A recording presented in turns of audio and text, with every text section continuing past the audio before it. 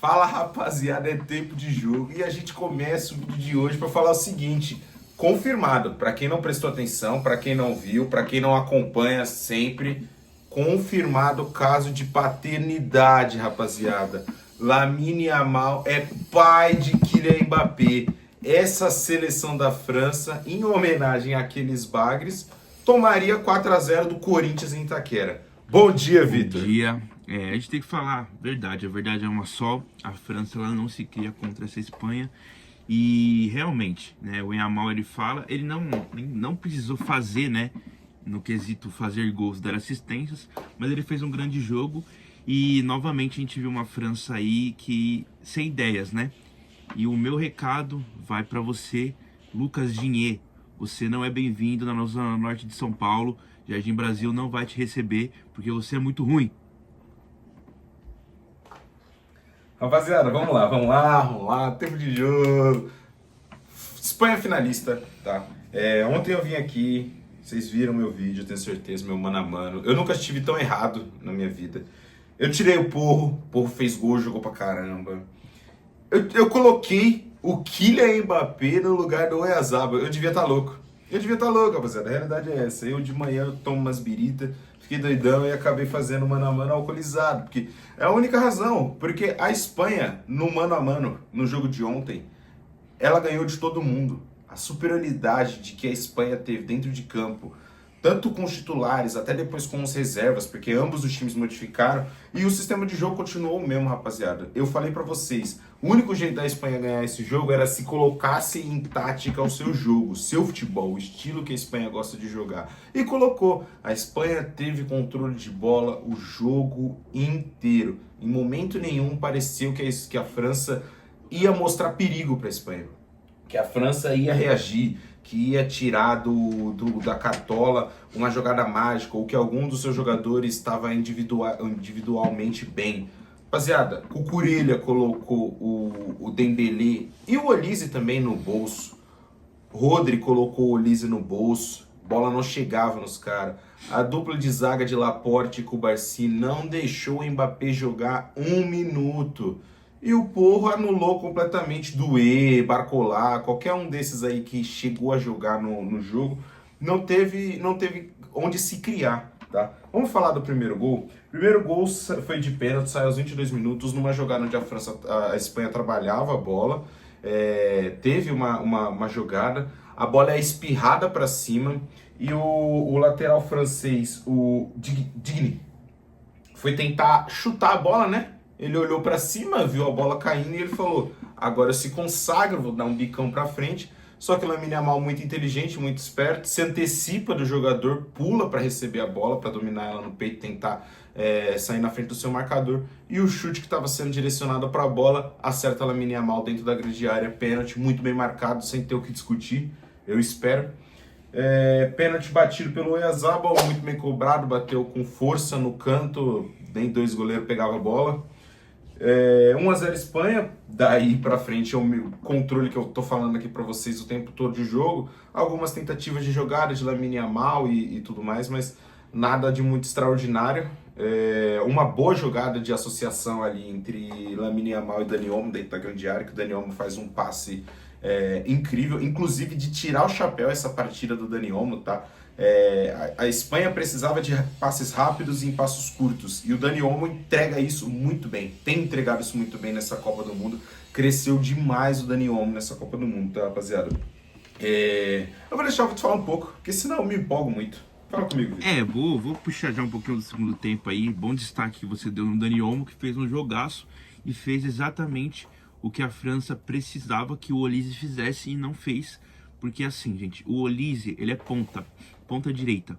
Ele jogou de meia essa Copa porque para dar ali a posição pro Dembélé, jogar no lado direito.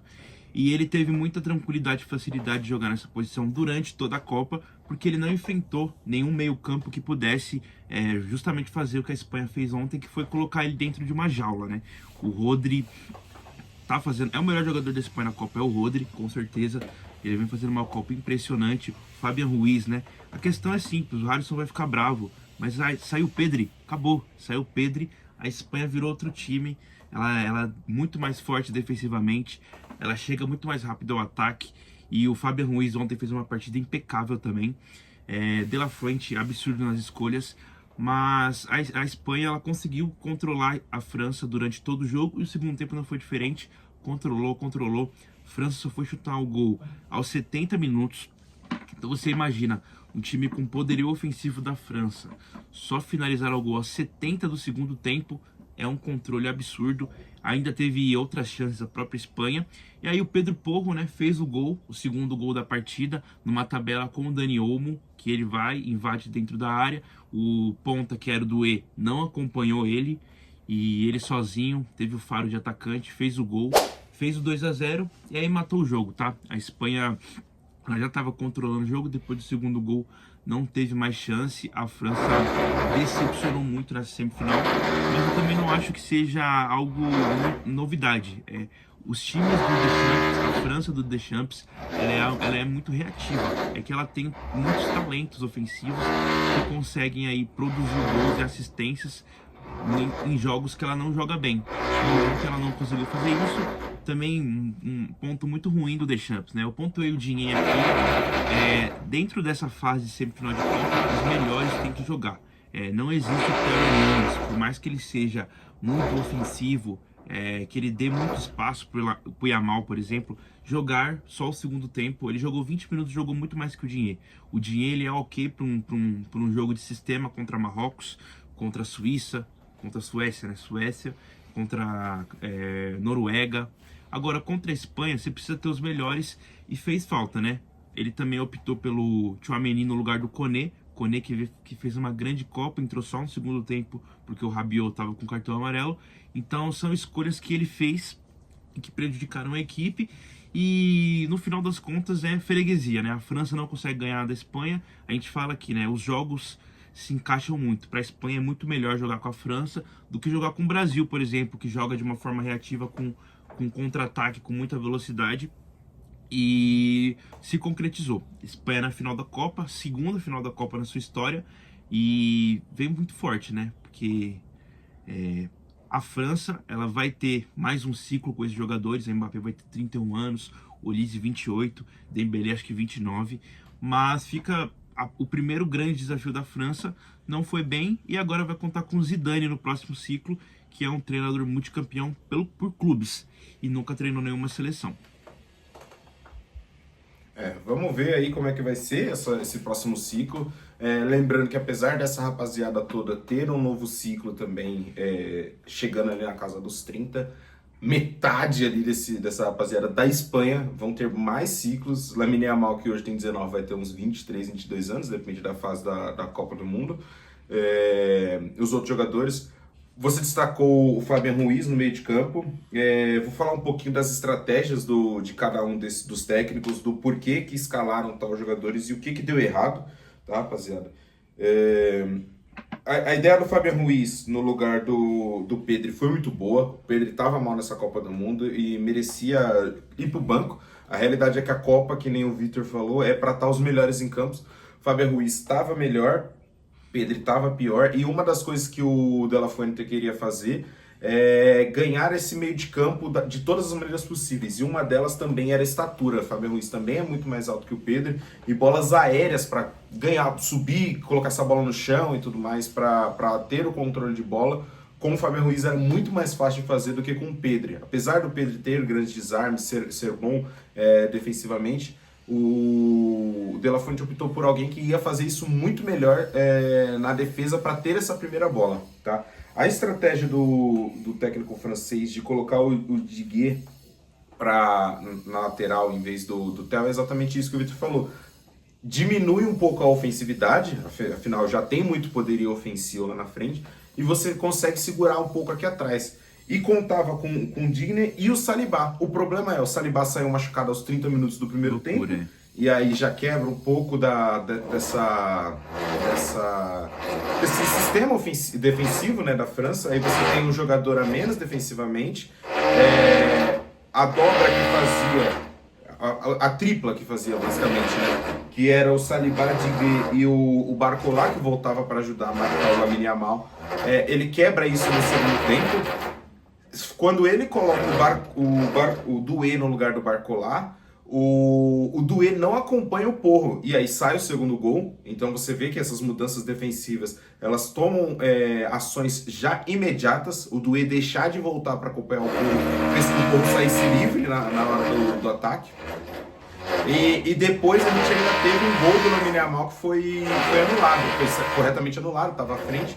Mas só que o Lamine Yamal tirou o Digne para nada no lance, que ele corta o Digne e faz um golaço. E nenhum zagueiro conseguiu fazer o acompanhamento para fazer a dobra. Quem dirá a tripla marcação do Lamine Yamal. Então assim, a Espanha teve muitas chances, criou o suficiente para ganhar o jogo. E o sistema, a ideia do De La Fuente funcionou muito. E a ideia do técnico francês não funcionou absolutamente nada, né? O Deschamps. Então, rapaziada, estratégia ganha jogo muito mais do que a individualidade. E esse jogo provou isso pra gente, tá? Então acho que é isso, né, Vitão? Antes da gente falar só um pouquinho sobre a Argentina e Inglaterra hoje, eu queria falar de dois jogadores da França que fazem muita falta para esse time, que é o Pogba, que é o melhor meio-campista que eu já vi jogar futebol, e o Griezmann, que é o melhor jogador em 2018, foi o melhor jogador em 2022, e são dois jogadores que muitas pessoas subestimam por mais talento que a França tem. Esses dois jogadores são o mediador do time. Eles estiveram na Euro de 2021, na Copa de 2018, e fez falta de jogador como o Griezmann para quebrar as linhas, e um jogador como o Pogba para não ser dominado como os meio-campistas da França, porque é um jogador diferente. Agora falar de Inglaterra e Argentina. E digo mais, tá? Rapidinho, chegou aqui um ponto pra mim. Digo mais. Faltou um cara que tava no banco, que tem pulmão infinito e que marca em cima. Kanté. Eu entendo a renovação, eu entendo que precisa mudar. O Kanté caiu muito de rendimento, né? Já não joga mais nas grandes ligas, né? Mas o Kanté, gente, ele é absurdo. O sistema de marcação da França no meio de campo falhou. E com o Kanté nunca falhou dessa forma. É absurdo que joga, absurdo que corre, absurdo que marca. Então eu acho que se tivesse uma pessoa ali... O Tchouaméni, vocês me desculpa, é volante, mas eu acho ele muito cansado quando o esquema é marcação. Ele só consegue parar o jogo em falta e eu acho que deixou a desejar. O Koné estava melhor mesmo na Copa do Mundo, talvez se tivesse sido... A realidade é que contra esse jogo da França, eu acho que nem o Koné tinha feito grandes mudanças. O Rabiot, que é o jogador de mais apertar, tomou amarelo no primeiro tempo e precisou ser substituído pelo próprio Koné. Mas você ainda tinha o Tchouaméni em campo, que não faz tanta diferença, né? No final do dia. Então é isso, rapaziada. Vamos de pré-jogo. Vamos de pré-jogo. Pré-jogo não, né? Vamos falar um pouquinho desse Argentina e Inglaterra, né? Mas vou deixar você falar, Vitor. Afinal, a Inglaterra é a sua seleção favorita dessa Copa. Eu já vou declarar minha torcida pra Argentina, porque todo mundo que eu tô torcendo tá perdendo. Então, nada mais justo do que eu torcer pra quem eu quero que perca, já pra ver se funciona essa zica reversa, que a do Harrison funcionou. Vocês perceberam aí, porque ele não gosta da França, mas ele apostou na França pra França perder. E sobre esse jogo, eu acho que a principal chave desse jogo vai ser o físico. A gente vem falando da Argentina em todo vídeo, que a Argentina está cansada. É a seleção mais velha da Copa em média de idade, 30 anos. Ela jogou 2 prorrogações, jogou até o limite contra o Egito. Então ela tá esfacelada fisicamente. Só que a Inglaterra também não tá voando fisicamente, porque ela jogou uma prorrogação e também teve que jogar contra o México com 1 a menos durante 30, 40 minutos do jogo. Então são duas seleções que estiveram muito cansadas durante essa Copa do Mundo, e pra mim a chave do jogo. Eu acho que mesmo jogando 2 prorrogações, a Argentina ela ainda pode surpreender essa partida, porque a Inglaterra ela não consegue jogar contra uma seleção sem a bola. Porém, a Argentina não vai jogar sem a bola. A Argentina ela vai jogar com a bola. E aí eu acho que vem aí também o favoritismo para mim da Inglaterra nesse jogo, que é a questão do encaixe dos times. O encaixe da Argentina e da Inglaterra é bom para a Inglaterra. como a Argentina ela não tá com seus jogadores do meio campo jogando o melhor deles, eu acho que a Inglaterra tem uma vantagem nesse jogo.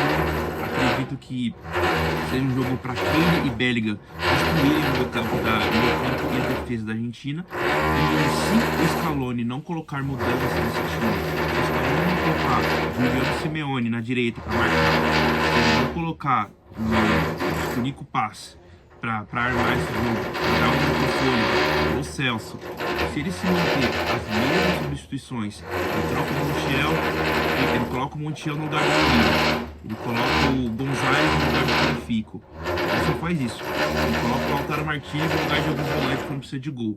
Então, se ele só ficar fazendo isso, ele vai perder o jogo e ele precisa dar um gás, rejuvenescer esse time para eles ter chance de ganhar da Inglaterra, mas não vai. Rapaziada, aqui o Victor tá falando que não vai, então claramente não tá declarando seu apoio à Argentina, aos hermanos. Mas, rapaziada, eu vou falar pra vocês aqui de novo, mesmo esquema do jogo da Espanha e da França, tá? Quem impor o seu jogo vai vencer essa partida. Se a Argentina for querer jogar de igual para igual com a Inglaterra, ela não vai ganhar. O Lionel Messi tá inspirado, ele pode ali fazer 1, 2 gols, mas eu acho que a Inglaterra tem poderio ofensivo para fazer 3, 4 se for jogar de igual para igual, tá? Aí fica prejuízo para a Argentina. Agora, se a Argentina colocar o pé e jogar um futebol de Libertadores aqui, aí a gente tem um jogo diferente, tá? Se for para jogar para entrar na cabeça dos ingleses, se for para jogar para bater nos ingleses, se for para jogar o jogo da vida, para estressar os caras, tirar os caras do sério, aí vai ser o jogo da Argentina, tá? E aí eles precisam do Messi ganhar uma bolinha, do Julián Álvares tirar outro coelhinho da cartola, de alguma coisinha assim, para ganhar o jogo, tá? Se a Argentina impor esse jogo chato, que a Inglaterra não sabe jogar, vocês viram como foi o jogo da Inglaterra com Gana? Mas virou. Virou porque Gana é uma seleção mais fraca, tá? Tomou o primeiro gol, a Gana se fechou ali. Se tiver um time que sabe fazer isso melhor do que a Gana, que a Argentina sabe fazer, e ainda mais batendo como batem os argentinos, a seleção inglesa vai se ver presa em cordas, tá, rapaziada? Eu acho, sinceramente, que dia 18 a gente vai ter um jogaço de terceiro lugar entre França e Inglaterra. E no dia 19, uma final absurda entre Lamine Yamal e Lionel Messi. Tá? Eu acho. Seu palpite aí, então. Eu acho que Inglaterra e Argentina vai ser quando? Já joga meu Inglaterra e Argentina. 1-0 Argentina. 2 jogadores expulsos, pelo menos, tá? Aí morre um, morre outro. Depou cai, Henderson ou Declan Rice cai. Alguém assim importante para a Inglaterra vai cair, não vai nem jogar disputa do terceiro lugar. Se a Argentina colocar o jogo dela, é 1-0 Inglaterra, sem choro, só porradaria. Se a Inglaterra decidir ditar o jogo, é 3-1 Inglaterra. O meu palpite vai ser 8-0 Argentina, com 8 gols do Messi. A Argentina vai ser campeã dessa Copa do Mundo, é o melhor time, o Messi é o melhor da história. Vamos fechar assim então, vamos fechar assim, pra aqui, ao vivo, em público. Se a Argentina ganhar, porque você tá torcendo pra Argentina, você vai usar a camisa da Argentina na final. O que você acha? Então eu prefiro a gente fechar. Eu prefiro me abster dessa aposta, mas eu estou torcendo pra Argentina, a gente vai ser campeão, mas eu não uso camisa de ninguém. Só uso camisa do Santos, do Brasil, dos Chiefs e de Filadélfia. Perfeito então, rapaziada. É isso, se vocês gostaram, deixe seu like, curte, compartilha, comenta. E deixa aqui também a opinião de vocês. Quem vocês acham que vai ir pra final contra Lamine Yamal e companhia, tá? Argentina ou Inglaterra? Rapaziada, se vocês gostaram, curte, compartilha, comenta. A gente fica por aqui. Um abraço. Valeu.